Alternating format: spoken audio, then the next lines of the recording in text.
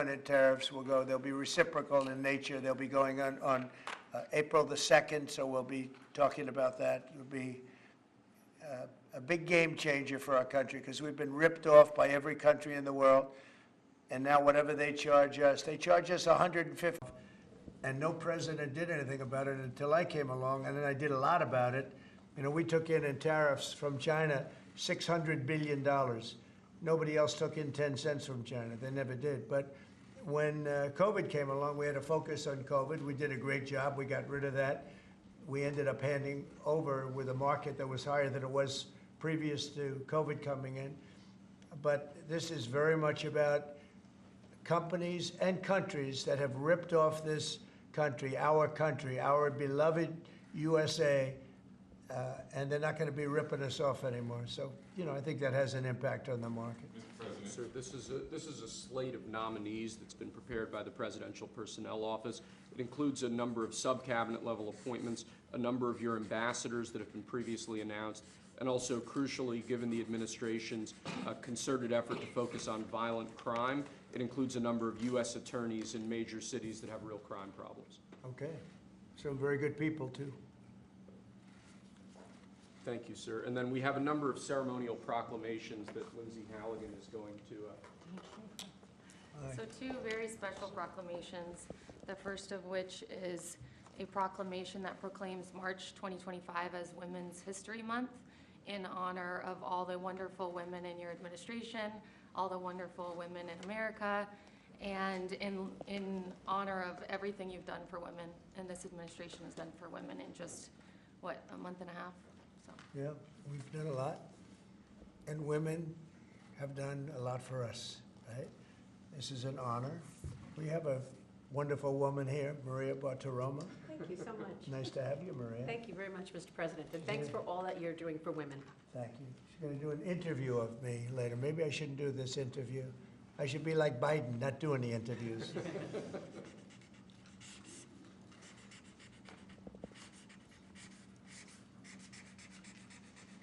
That's great. Women, we love you. We love you too, sir. Thank you. Okay. Excellent. So the second one is a proclamation proclaiming March 2025 as Irish American Heritage Month in honor of, well, to commemorate our amazing friendship between America and Ireland, and to just honor all of the Irish Americans. And I'm a little bit biased because I'm American and Irish, but. Good. Good. Well, great people. Yeah, great St. people. Patrick's Day is coming up as well. And they voted for me in heavy numbers, so I like them even more. You have to like it. You know, you're not supposed to, but you have to like that. All right. So for the Irish American people, proclamation. Okay. Thanks, Lindsay. Mr. President, your envoy, Steve Witkoff, told us a little while ago that if Hamas does not release hostages, that the U.S. and Israel could take some action. What does that mean in your eyes? Is that military action? Would you join strikes with Israel? Well, you're going to find out. I had the honor of spending a lot of time yesterday with quite a few of the people that we got out, and I can't believe how badly treated they were, really badly treated. Stories that you wouldn't even believe. Some of it was documented, some of it was so bad you couldn't really, I don't think you can put it on. And it's a shame. And they said one thing, they have 59 hostages, of which many of them are killed. They want to know if we could just continue. They said without us, look, Biden wasn't able to get anybody out. We came along and they started releasing. But we have 59 left, of which 24 are living. The rest are dead. And I put out a statement. It's sort of self-explanatory, I think. But somebody's going to have to get a lot rougher than they're getting. It's a shame. And those 24 that are living, because they were with them just 2 weeks ago or 3 weeks ago, depending on when they got out. But they said they're in very bad shape. You spoke today with your cabinet members and Elon Musk. I did. What did you tell them in regards to Elon Musk and his authorities to carry out actions? We had a great meeting. We had Elon and we had some of the representatives for, the business reps. We also had most of the cabinet members, not all of them. It doesn't really pertain to all of them, but many of them. And I thought it was a really good meeting. It was about cutting because everybody knows the country's way out of control in terms of the number of people. We have many people that don't work. We have many people probably that aren't even living that are getting checks. And we're finding all of that out, and it's being reported. We're going to save hundreds of billions of dollars. We've already saved a lot.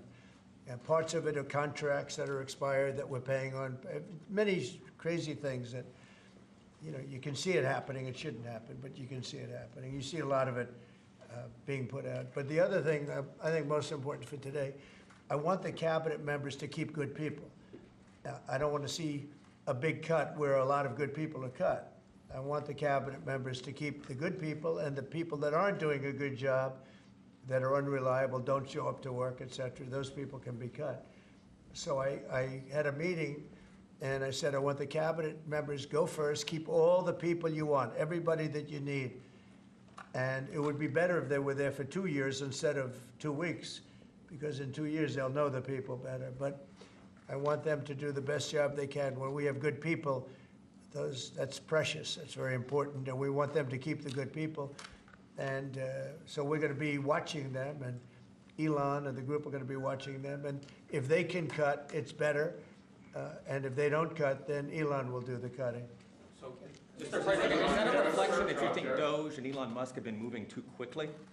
No, I think they've done an amazing job. They've done an amazing job, and look at what they found. I read it the other night in the speech. I mean, they found these things where billions of dollars has been poured down the drain to things. That's not about people, that's about contracts where billions and billions of dollars was just thrown out the window. It probably got kickbacks. I'm sure there were tremendous kickbacks for the people that authorized those contracts. But no, Elon has been really teaching everybody about the numbers that you can do. But what I want the numbers, but I also want to keep the good people. We want to get rid of the people that aren't working, that aren't showing up, and have a lot of problems. And so they're working together with Elon, and I think we're doing a really great job. We're cutting it down. We have to for the sake of our country. You can't have that kind of fat. It's bloat, and like nobody's ever seen before, where you need 20,000 and they have 120,000 people, and you just don't need that many. And it happens with companies, and it happens with governments, I guess. You could go to a lot of governments, you'd see the same thing. But we're trying to get it down. We want to be able, next year, we could balance the budget. I think there's a good chance we could balance the budget next year. We have a lot of good things happening. Plus, we have a lot of revenue things happening, like today with the shipbuilding. And this gentleman behind me is going to create a lot of jobs. And he's about the biggest there is in the world. We had the biggest chip maker in the world here a few days ago. He's going to be spending $200 billion on building plants. We're not giving him any money to build it either. It's not, that CHIP Act is ridiculous, where the Biden thing, where they give billions of dollars to people that have nothing but money. They're not going to spend that money. They're just taking that money. We're giving nothing. They're coming in because of the tariffs, because they don't want to pay the tariffs, and they're opening up big. So, but with respect to people, I said, I want to cut the people, but I want to keep the good people. Mr. President, tariffs, sir, can you walk us through the next steps on this? Steel and aluminum tariffs are due to kick in next week on Canada, Mexico, and every other country. Are those going to be modified as well? No, those aren't modified. Those are happening next week. And the big one will be on April 2nd when reciprocal tariffs. So if India or China or any of the countries that really, India is a very high tariff nation. I'll tell you what's a high tariff nation is Canada. Canada charges us 250% for our milk product and other product, and a tremendous tariff on lumber and things as such. And yet we don't need their lumber. We have more lumber than they do. We don't need Canada's lumber. So what I'm doing is I'll be signing an executive order freeing up our forests so that we're allowed to take down trees and make a lot of money and then reharvest trees. Also, we're cutting fire divides. A fire divide is a 50-yard to 70-yard swath where the trees can't, it's long enough so trees don't burn forever until you can get them out. And those trees can be sold and made a lot of money with. So, but we'll be doing that. We don't need trees from Canada. We don't need cars from Canada. We don't need energy from Canada. We don't need anything from Canada. So where we can be self-sustaining, which is in most things. Look, we have more oil and gas than anybody. Our forests are massive, massive forests. We're just not allowed to use them because of the environmental lunatics that stopped us. So I'm going to be freeing that up very shortly so that we don't have to go to other countries to buy lumber. Why should we be buying lumber from other countries, paying tariffs, paying big prices, extraordinary prices, and we have lumber. We have the best lumber. Go ahead. And this USMCA exemption that you're essentially announcing today for this 1 month, It's just a modification, short term, because I didn't want to hurt the American, it would have hurt the American car companies if I did that. would you consider the same sort of exemption or pause for the auto tariffs you're talking about next month? We're not looking at that, no. You're not No, we're not considering looking at that, no, no. President, Revoking Yep. the TPS for the Ukrainians who live here in the U.S.? What about it? Are you considering revoking the TPS status for the more than 200,000 Ukrainians who live here in the U.S.? What are you saying? I don't- The Ukrainians that are here in the Yeah, U.S., they're under a TPS status. On GPS? TPS, temporary temporary- Oh, I thought you said GPS. TPS. Yeah. There was some news saying that they were going to be revoked and they were going to be deported from the country. Are you considering that for the Well, we're Ukrainians? not looking to hurt anybody, and we're certainly not looking to hurt them. And I'm looking at that, and there were some people that think that's appropriate and some people don't, and I'll be making a decision pretty soon, okay? President Trump says. But we're not looking to hurt them, President Trump said especially Ukrainians. They've gone through a lot. Yeah, Peter? the clocks are gonna spring forward on Sunday. When are you going to get rid of daylight savings time? Okay, are you ready? So, this should be the easiest one of all, but it's a 50-50 issue. And if something's a 50-50 issue, it's hard to get excited about it. I assume people would like to have more light later, but some people want to have more light earlier because they don't want to take their kids to school in the dark.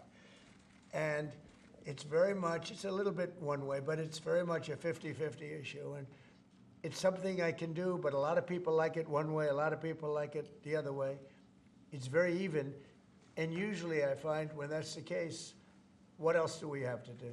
And I gotta ask, because you were talking about this in your joint address, you were talking about Butler. It's been 7 months. Why do you think we don't know more about the guy who shot you in the ear? Yeah, oh, well, and the second one with all of his cell phones. So I want to find the answers. I've told them. In fact, today I said, I want to find, we can no longer blame Biden for that one. He should have released that a long time ago.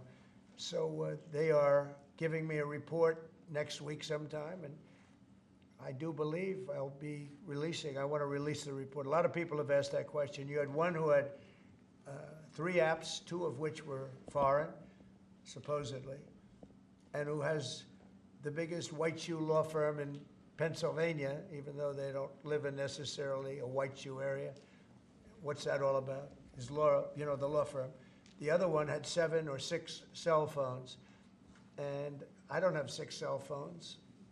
And why would somebody have 6 cell phones? So we're going to be releasing a report on that soon, Peter. But based on what you're saying right there, the lack of information and Yeah. the data points that you just gave, does that make you think that there's some part of that there's some bigger? It could be. Well, it makes other people think that. It makes me think it a little bit too. I say, when you have 3 apps and 2 of them are foreign, and you had an FBI that wouldn't report on it, they didn't want to say why, I would say that could be suspicious. And then on the second assassin, you had, and by the way, I have to tell you, Secret Service did a great job on that by spotting him. But on the second one, he had 6 cell phones. That's a lot of cell phones. And a couple of them had some strange markings on them. So, yeah, I want to find out, and I would be willing to release it. I mean, maybe there's a reason that we shouldn't, so I don't want to get too far ahead of my skis, but yeah, I would be very willing to release that. I'd like to see it. I want to see it myself, Peter. President, Not only you, I want to see that one myself. Mr. President, May I? Yes. President Macron yesterday said that France was ready to offer its nuclear protection to other European countries. What do you make of it? And in this case, would the US also maintain a nuclear umbrella for European countries? Well, France is also willing to put soldiers into Ukraine for safety reasons if we can get it. I will say that we've made a lot of progress with Ukraine and a lot of progress with Russia over the last couple of days. And it'd be great to bring that to an end so we don't have to talk that way about nuclear. It'd be great if everybody would get rid of their nuclear weapons. You know, we have Russia and us have by far the most. China will have an equal amount within 4 or 5 years.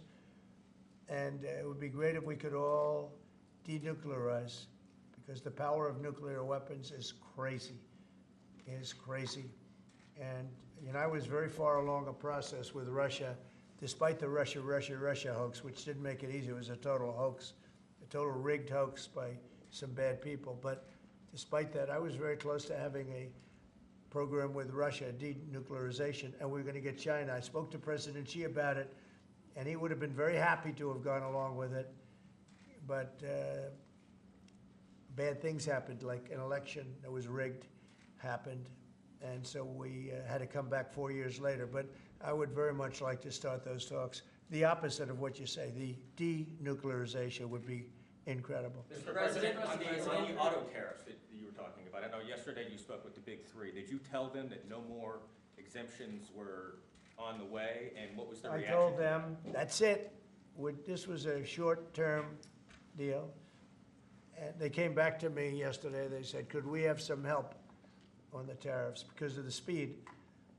And I said, look, I'm going to do it, but that's it. Don't come back to me after the April 2nd. I don't want to hear from you after April 2nd. We're not going to be doing it anymore. I want to help them. What was the response? They didn't complain, but I helped them short-term during this short-term transition. April 2nd is going to be a very big day for America. Mr. President, my understanding is that the longstanding U.S. policy is that we do not negotiate with terrorists. So how did you come to the decision to send somebody from your team to negotiate with Hamas? We are having discussions with Hamas. We are helping Israel in those discussions because we're talking about Israeli hostages. And we're not doing anything in terms of Hamas. We're not giving cash. We're not giving $6 billion like you hear other administrations give. In fact, I got 59 hostages out, and we gave nothing. In 59, we gave nothing, not including what's going on with Hamas. I mean, I consider that something where we're helping Israel for the most part. We had a couple of hostages, as you know. We got a couple of hostages out, American hostages. Mr. President, But certainly, Peter, you have to negotiate. There's a difference between negotiating and paying. We want to get these people out. If you would have seen the people yesterday, maybe you did, I don't know, but if you would have seen them, the way they spoke about their captivity, it was unbelievable. It's terrible. Are you thinking about making any changes to NATO where a NATO country gets attacked, but they're not paying enough dues, so the United States doesn't defend them? Well, I've said that to them. I said, if you're not going to pay, we're not going to defend. I said that 7 years ago. And because of that, they paid hundreds of billions of dollars. I said, if you're not going to pay your bills, we're not going to defend you. And it also went for the attack. But if they got attacked, they said, well, does that mean you won't defend us? I said, are you current or are you delinquent? They said, if we were delinquent, would you? I said, nope, I would not. And because of that, as you know, hundreds of billions of dollars came into NATO. You wouldn't have NATO right now if I weren't there. And your previous Secretary General has said that. He said he's never seen anything like it. When I came to NATO, when I first had my first meeting, I noticed that people weren't paying their bills at all. And I said I should wait till my second meeting, and I did. And I brought that up. And I said, if you don't pay your bills, we're not going to participate. We're not going to protect you. And when I said that, as soon as I said that, it was amazing how the money came in. The money came in, and now they have money. But even now, it's not enough. It's really not enough. They should be paying more. Mr. President, question on the investment, sir. You've overseen about $2 trillion worth of domestic private sector investments come in just about 2 months. This is the newest one. It comes after your announcement of a new shipbuilding office at the White House during your joint session to Congress. Can you talk about why this is important, not only for national security, but to continue the renaissance of domestic manufacturing? Well, we have to maintain a strong country. We have to maintain, we want to pay off debt. We have a lot of debt, but that'll start coming off quickly when this all comes around. Look, we've been supporting the whole world. You mentioned NATO and you mentioned other things. We've been supporting the whole world. When I first came in, we were paying almost 100% of NATO. NATO it was crazy. We were supporting NATO. We were paying the bills for other countries. And yet those same countries, mostly European, the European countries were ripping us off in trade. They won't take our cars. They wouldn't take our agricultural product. They wouldn't take anything. Yet we were taking their cars by the millions, Mercedes and BMW and Volkswagen, all of them. We were taking their cars. They weren't taking it. We were taking their farm products. They weren't taking ours. It was a total ripoff. And yet we were protecting them by giving them the money. And, that adds up to a bad number at the end of a lot of years. And that's what happened. And now it's time for this country to stop being ripped off.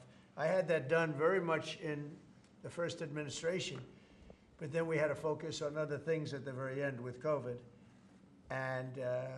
But we had the greatest economy in history. We had the greatest economy in history. I think we're going to redo it here, but even better. And I wanted to do what we're doing now in the first term, but we had so many other things to do. We had to fix the border, which we did. We had to fix our military. We rebuilt our military. We completely rebuilt the military, only to watch Biden give so much of it away to Afghanistan, if you can believe it. It's not even believable. It's not even believable what he did. The damage that man did or that administration did to this country is frankly not even believable. And in particular, allowing millions and millions of people to come into our country. Many of them were murderers and drug dealers and gang members and people from prison for very heinous crimes. For him to allow those people into our country, and now we're spending tremendous amounts of time and effort. Nikki and Tom Homan, who's doing an unbelievable job, but we shouldn't have to be spending anything on that. We had the safest border ever. Now we have actually, as you saw, the numbers just came out, where we have actually the lowest numbers in the history of our country. But we shouldn't have had to do that. What we're doing now is we're looking for murderers. Can you believe it? We're looking for murderers because thousands of murderers, some about 50%, killed more than one person. One killed 5 or 7. And we're looking for those people right now. We shouldn't have to be looking for them. President Trump, on Peter's question, are you going to make that policy, U.S. policy, that the U.S. wouldn't defend NATO countries that don't pay? Well, I think it's common sense, right? If they don't pay, I'm not going to defend them. No, I'm not going to defend them. I got into a lot of heat when I said that. You said, oh, he's violating NATO. And the biggest problem I have with NATO, I really, I know the guys very well. They're friends of mine. But if the United States was in trouble and we called them, we said, we got a problem, France. We got a problem, a couple of others I won't mention. Do you think they're going to come and protect us? They're supposed to. I'm not so sure. With Japan, with Japan we have a deal, which is a very interesting one. And I love Japan. We have a great relationship with Japan. But we have an interesting deal with Japan that we have to protect them, but they don't have to protect us. Do you know that? That's the way the deal reads. We have to protect Japan. And by the way, they make a fortune with us economically. There's another case. But we have to protect Japan, but under no circumstances do they have to protect us. I actually ask, who makes these deals? Yeah, Peter? Well, so why stay in NATO at all? I view NATO as potentially good, but you gotta get some good thinking in NATO. It's very unfair what's been happening. Until I came along, we were paying close to 100% of NATO.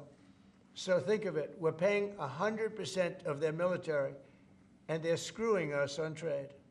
And when Zelensky inevitably comes back to the White House, what do you expect from him? And do you think you'll see him in a necktie? Well, I think what's going to happen is Ukraine wants to make a deal because I don't think they have a choice. I also think that Russia wants to make a deal because in a different way that only I know, they have no choice either. Are you still thinking of going to Saudi Arabia and meeting with Putin about this? I don't know. I can't tell you. I'm going to Saudi Arabia.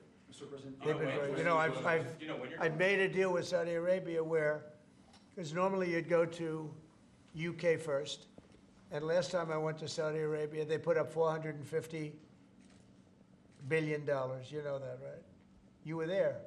We had American companies that took in $450 billion. I said, well, this time they've gotten richer. We've all gotten older. So I said, I'll go if you pay $1 trillion, $1 trillion to American companies, meaning the purchase over a 4-year period of $1 trillion. And they've agreed to do that. So I'm going to be going there, and I have a great relationship with them, and they've been very nice. But they're going to be spending a lot of money to American companies for buying military equipment and a lot of other things. Is that a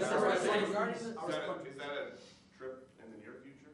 Probably over the next month and a half. Yes. Mr. President, you told us a couple weeks ago that you were looking to speak with President Xi of China. That hasn't happened. How come, and what are you waiting I have for? spoken to him, yeah. Since that last phone call? I don't want to say that, but I have spoken to him. Yeah, please. Yeah, Mr. President, I have a great relationship with President Xi. But you've spoken to him It was since hurt January because of 17th. COVID. Thank you, Mr. That's why I don't call it the China virus anymore. He said, please don't call it the China virus. But to be clear, you've spoken to him since January 17th? I don't want to say that, but I have spoken to him. Thank you, And Mr. President. I speak to him a lot. Regarding this executive order you signed revoking security clearances at Perkins Coie, do you think there should be more steps like this to be taken against other people involved in the Russia collusion I do, hoax? but that's going to be up ultimately to the Attorney General and various other people. Absolutely. Just as a follow-up, the other night, we saw Democrats' behavior during your joint address to Congress. Yeah. Do you think it shows just how out of touch they are with the American people, especially given that 79%, according to a CBS poll, approved of your speech? I love this guy. Who are you with? My name's Nick Gilbertson with Breitbart News. I see. I really liked your questions. Thank you very much, Mr. Sir, regarding the executive order. The answer is just, Nick, just to, and I know your name very well. Good job, you do. Thank you. Yeah, the answer is I thought it was very embarrassing for the Democrats what happened the other night. And that's not said for any other reason other than it's obvious, it's fact. Even CNN fake news said that. They came out and they said it. And worse than CNN is MSDNC, which is the worst. And the good news is very few people watch them anymore. They have lost such credibility. And frankly, what Nicole Wallace said, I've never been a fan of hers, and she's not very talented. But I'll tell you, what she said the other day about that young man is disgraceful. She should be forced to resign. And Rachel Maddow should be forced to resign. Nobody watches her anyway. I don't know if it's not possible they pay her as much money as I hear, but certainly she's lost all credibility, both of them. But what they said the other day, they should be forced to resign about that young person who is suffering greatly. Thank you, Nick. Will you extend, if a TikTok deal is not made on the timeline you gave, will you extend that? Probably, yeah. You will. Probably. Is that I think, look, we have a lot of interest in TikTok. And China is going to play a role. And so hopefully China will approve of the deal. But they're going to play a role. Are you close? But we have a lot of interest in TikTok.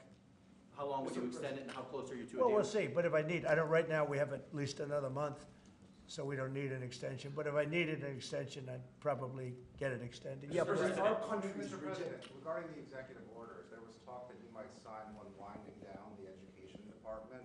Which department? The education department. Are you having second thoughts on that? No. I want to bring the schools. I want to bring the schools back to the states. And I've said it 100 times. We're ranked at the bottom of the list, and yet we spend more. We're ranked #1 for cost per student. We're ranked at the bottom of the list in education.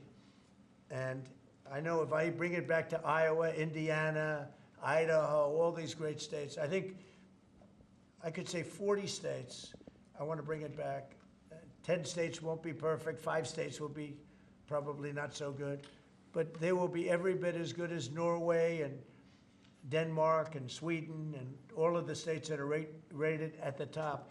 If you tell me about Indiana and some of these great states that run really well, Iowa, you tell me about those states, and if they run their own education, they're going to do a lot better than somebody sitting in Washington, D.C. that couldn't care less about the pupils out in the Midwest. When do you think it might be signed then? When would you sign that order? Well, I want to just do it. I mean, we're starting the process. We're trying to get the schools back into the states. Let the states run the schools. And I'll tell you, you'll see something, it's gonna blow your mind. It'll be run so well. The school system, and I also believe in school choice, but that will take care of itself. A follow-up to that, Mr. President, if the education department were eliminated, how would you see, sort of what department, what agency would handle student loans and the other types of federal That would be grants that brought the in, education yeah, that department- would be brought into either Treasury or Small Business Administration or Commerce. And we've actually had that discussion today. I don't think the education should be handling the loans. That's not their business. I think it'll be brought into small business maybe. Kelly really liked it and really would like to do it. So the loans would be brought into a group where they really do that. And I think it should be good. That is, by the way, the most complicated thing in moving.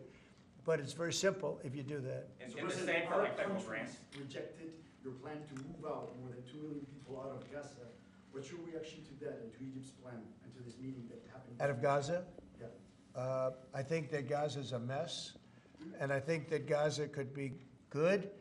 I think it's got to be run properly, but right now Gaza is an absolute mess, and it has been for many, many years and decades. Yeah, Peter, did you have one more? I did, yeah. They have these 2 Starliner astronauts stuck in space for 8 months. Have you Oh, spoken to boy. them? They left them alone. Biden left them up there. And what do you know about that? I know everything about it. I said, we have 2 astronauts that are stuck in space. I have asked Elon, I said, do me a favor, can you get him out? He said, yes, he is preparing to go up, I think, in 2 weeks. What do you know 2.5 about how this went down? Because he's saying that the Biden White House was offered some kind of SpaceX rocket to go get these guys, and they said no. That's what I heard. I can't tell you that, but that's what I heard. But Biden was embarrassed by what happened, and he said, leave them up there. I would have said, if you're embarrassed, you got to get them out. Elon is right now preparing a ship to go up and get them. I'm sure that they will see this in space. What is your message to them? We love you, and we're coming up to get you, and you shouldn't have been up there so long. The most incompetent president in our history has allowed that to happen to you, but this president won't let it happen. We're going to get them out. We're coming up to get you. I've authorized Elon. I said, can you get them out? Because, you know, they've been left up there. I hope they like each other, but they've been, maybe they'll love each other. I don't know. But they've been left up there. Think of it. And I see the woman with the wild hair, good solid head of hair she's got. There's no kidding. There's no games with her hair. But, and you know, there's a danger up there too. They can have some failures up there that would be very bad. You got to get them out. So I've authorized Elon a week ago. I said, you know, we have 2 people up there that Biden and Kamala left up there, and he knows it very well. I said, are you equipped to get him? He said, yeah, he's got a Starship, and they're preparing it right now. And so Elon is going to go up and get him. Should I go on that journey just to be on the ship when we stop? If that's an option, yes. I should do it. Oh, that's terrible. I thought he liked me. I thought he liked me. I thought, Maria, should I do it? Well, you should then come. Stay here. Maria likes me better. She's, President Trump, Stay you should here. then come back from space. well, oh, when they come back, I'll greet them. How about that? Mr. President. No, we're going to get them out. I've authorized Elon Musk to go and get them, and he's prepared to do so. Mr. President, what are you making of the market sell-off this week? I think it's What's just, driving it? I think it's globalists that see how rich our country's going to be, and they don't like it, you know? There's a big market out there. But again, they've been ripping off this country for years, and now, and they're going to do great. Everyone's going to do great, but we can't let this continue to happen to America. Otherwise, we're not going to have a country any longer. Thank you very much, everybody. Thank you. Thanks for watching. Like and subscribe to the WSBT-22 YouTube channel.